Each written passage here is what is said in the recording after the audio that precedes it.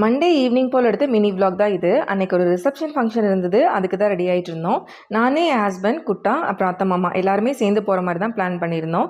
6:30 போல் ஃபங்க்ஷனுக்கு கிளம்புனா தான் நேரமே போய் பார்க்கலாம் அப்படின்னு நினச்சோம். ஆனால் போகிற வழியில் பார்த்தீங்கன்னா பயங்கரமான டிராஃபிக்கு. அப்புறம் எப்படியோ ஒரு 7:30 போல் மண்டபம் ரீச் ஆயாச்சு. அன்னைக்கு நான் இந்த அவுட்ஃபிட் தான் வேர் பண்ணியிருந்தேன். ஃபங்க்ஷன் பார்த்தீங்கன்னா ரொம்பவுமே நல்லா பண்ணியிருந்தாங்க. ரொம்ப சட்டிலான மியூசிக்கோட ஃபங்க்ஷன் ரொம்ப சூப்பராக போயிட்டு இருந்துச்சு. டின்னர் பார்த்தீங்கன்னா மாதம்பட்டி ரங்கராஜ் அவங்களோட கேட்ரிங் தான் ரொம்ப சூப்பராக பண்ணியிருந்தாங்க. முடிச்சதுக்கப்புறம் அப்படி ரிலேட்டிவ்ஸ் எல்லாம் ஒன்றா சேர்ந்து ஃபோட்டோஸ் எடுத்துக்கிட்டு இருந்தோம். இந்த மாதிரி ஏதாவது அக்கேஷன்ஸில் தான் மீட் பண்ணுறது. ஆனால் மீட் பண்ணால் ரொம்ப ஃபன் பண்ணிக்கிட்டு ஜாலியாக இருக்கும். சரி, எப்படி மாதம்பட்டி ரங்கராஜ் அவங்களையும் பார்த்து பேசிட்டு வரலான்ட்டு போயிருந்தோம். ரொம்ப சூப்பர் கைண்டாக பிஹேவ் பண்ணாங்க.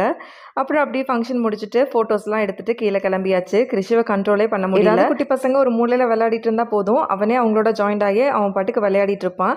அது பிரச்சனை இல்லை, ஏதாவது அடிச்சுக்குவானோன்னு கொஞ்சம் பயமாக இருக்கும். பிளேட் டெக்கரேஷன்ஸ் எல்லாம் ரொம்ப சூப்பராக பண்ணியிருந்தாங்க. எல்லாம் ஒன்ஸ் பார்த்துட்டு வீட்டுக்கு கிளம்பியாச்சு. நெக்ஸ்ட் மினி வ்ளாகில் பார்க்கலாம். பாய்.